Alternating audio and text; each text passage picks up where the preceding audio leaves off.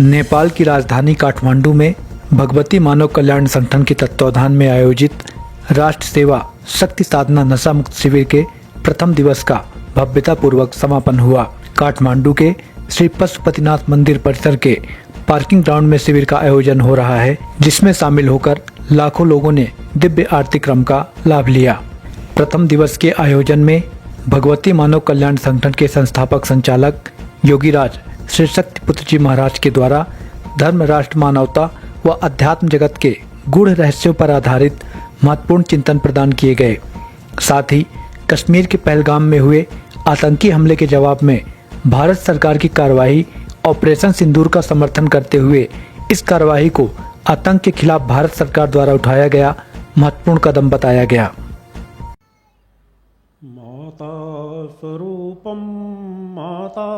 स्वरूपम देवी स्वरूपम प्रकृति स्वरूपम प्रणम्यम प्रणम्यम प्रणम्यम प्रणम्यम। बोलो माता आदि शक्ति जगजननी जगदमात की। यहाँ उपस्थित अपने समस्त शिष्यों, माँ के भक्तों, श्रद्धालुओं एवं नेपाल राष्ट्र की संपूर्ण जनमानस को अपने हृदय में धारण करता हुआ माता आदि शक्ति जगजननी जगदम्बा का पूर्ण आशीर्वाद प्राप्त करता हुआ अपना पूर्ण आशीर्वाद आप समस्त लोगों को समर्पित करता हूँ।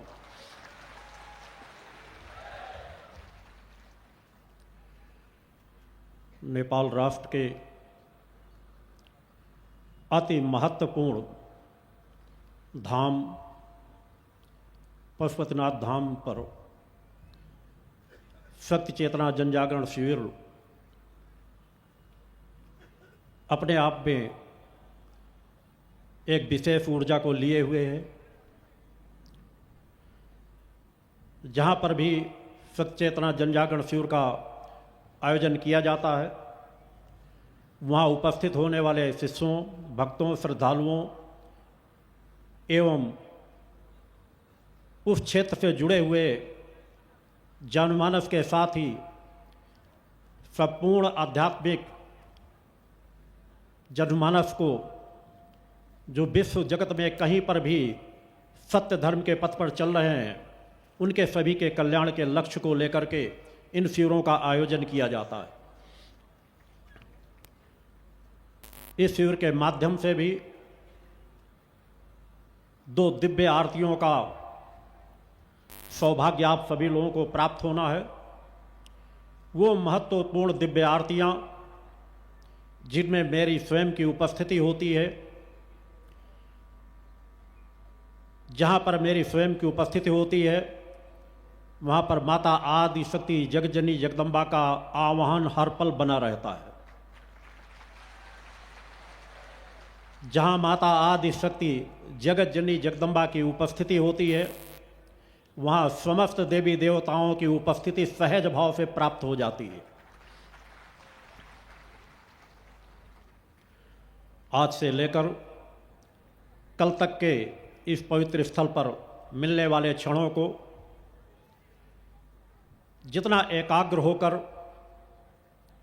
यहाँ की ऊर्जा का लाभ लेने का प्रयास करेंगे, जितना मन को एकाग्र करने में सफल रहेंगे, मेरी दिव्य चेतना तरंगों का लाभ आपको उतना ही प्राप्त हो सकेगा।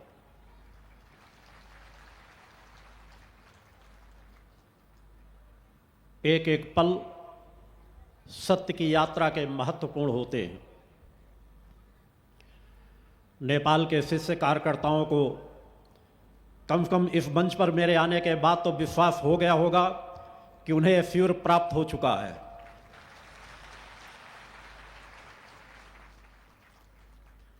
प्रबल भक्ति समर्पण से सब कुछ प्राप्त हो जाता है। कई वर्षों से लगातार प्रयास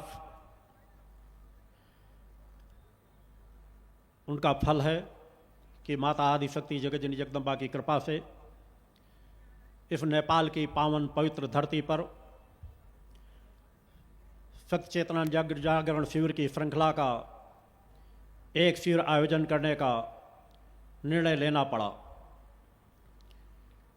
आप सभी लोग जो पूर्व से जुड़े हैं सभी को अवगत है कि मैंने अधिकांश समय एकांत साधनाओं के लिए संकल्प ले रखा है। साधना पथ ही मेरा जीवन है, तप ही मेरा जीवन है, अग्निपथ ही मेरा जीवन है, क्योंकि मैं उस सत्य को जानता हूं और सत्य को जान करके सत्य से दूर नहीं हो सकता। वर्तमान विश्व जनमानस जिस तरह का जीवन जी रहा है, उस तड़पती कराहती मानवता को सही दिशा देने के लिए, अनीति अन्याय अधर्म की समाप्ति के लिए, सत्य धर्म के पथ पर बढ़ने वालों को चेतनावान बनाने के लिए मैं जितना एकांत साधनाओं में रत रहूंगा उतनी ऊर्जा उन्हें प्रदान कर सकूंगा। जो मैंने कहा ये काल समय जो चल रहा है बुद्ध का नहीं है, धर्म युद्ध का है। पूरा विश्व अधर्मी और अन्याय से जूझ रहा है, आतंकवादियों से जूझ रहा है। आतंक साम्राज्य इस तरह से स्थापित करता चला जा रहा है कि कुछ देश आज भी आतंकवादियों का समर्थन करते हैं। उनके खिलाफ भारतवर्ष के द्वारा पाकिस्तान पर आतंकवादियों के अड्डों पर हमला भी तब किया गया जब उन्होंने सामान्य साथ जीवन जीने वाले निरीह जो अपने परिवार के साथ खुशियां मनाने गए थे 27 से 28 लोगों को गोलियों से भून दिया गया आतंकवादियों के द्वारा। उसके बाद भारत के पास एक ही विकल्प बचा था कि उन आतंकवादियों के प्रति कठोर कदम उठाएं। भारत सरकार ने वो कदम उठाया और उनके आतंकवादियों के अड्डों को तबाह किया। मगर कुछ देश ऐसे होते हैं जो आतंकवाद का स्वरूप बन चुके होते हैं, जिहादी मानसिकता की सोच बन चुकी होती है। मगर इस समय उनको जिस भाषा से सबक सिखाना चाहिए था, भारतवर्ष की सरकार ने उस भाषा में सबक सिखाया। विश्व के अधिकांश देशों का समर्थन आतंकवादियों के विरुद्ध भारत के इस अभियान में प्राप्त हुआ। नेपाल देश का भी सद्भावनापूर्ण संदेश सदैव इस अभियान के साथ जुड़ा रहा। नेपाल और भारत मैंने कहा है कि दो भाइयों के सगे भाइयों के समान ही हैं जो प्रारंभ से विचारधारा में रहते चले आए हैं। कभी भी जिहादी मानसिकता से समझौता मत करो। आतंकवाद हर देश के लिए, हर राष्ट्र के लिए खतरा है। अतः उस आतंकवादी मानसिकता का पुरजोर विरोध करो। इसमें हिंदू मुस्लिम सिख ईसाई की बात नहीं है। हम सभी धर्मों का सम्मान करते हैं, मगर किसी धर्म में यदि कट्टरता हो, हिंसक प्रवृत्ति हो, जिहादी प्रवृत्ति हो, दूसरे को वो समाप्त करना चाहते हो, काफिर समझते हो, तो ऐसी मानसिकता के लोग कभी भी किसी धर्म के लोग नहीं हो सकते। आज दुर्भाग्य से आतंकवाद इस्लाम एक स्वरूप बन चुका है, क्योंकि इस्लाम के नाम पर ऐसा सब कुछ कर रहे हैं और इस्लामिक देशों के द्वारा भी आवाजें नहीं उठाई जाती।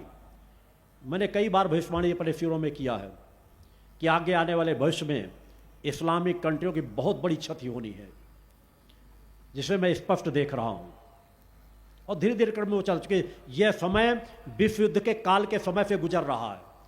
युद्ध रुकेंगे फिर होंगे, अनेकों देश एक दूसरे से टकराएंगे, उसे कोई नहीं रोक पाएगा।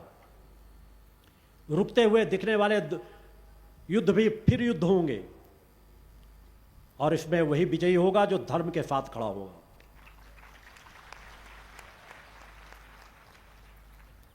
यह बुद्ध का समय नहीं, धर्म युद्ध का समय है। अधर्मी अन्यायों के को यदि नजरअंदाज किया गया तो सभ्य समाज कहीं जी नहीं पाएगा। आतंकवादी मानसिकता के लोगों का साम्राज्य स्थापित होगा। बहन बेटियों को प्रताड़ना दी जाएगी, उन्हीं के आगे उनके मांग के सिंदूर को उजाड़ा जाएगा, उनके साथ अत्याचार किया जाएगा। अतः हर देश की जनता को चाहिए कि आतंकवाद से कभी समझौता न करें। वहाँ देश की सरकारों को भी चाहिए कि आतंकवाद को भी थोड़ा सा भी आश्रय प्राश्रय मिला तो समाज के लिए खतरा बनेंगे।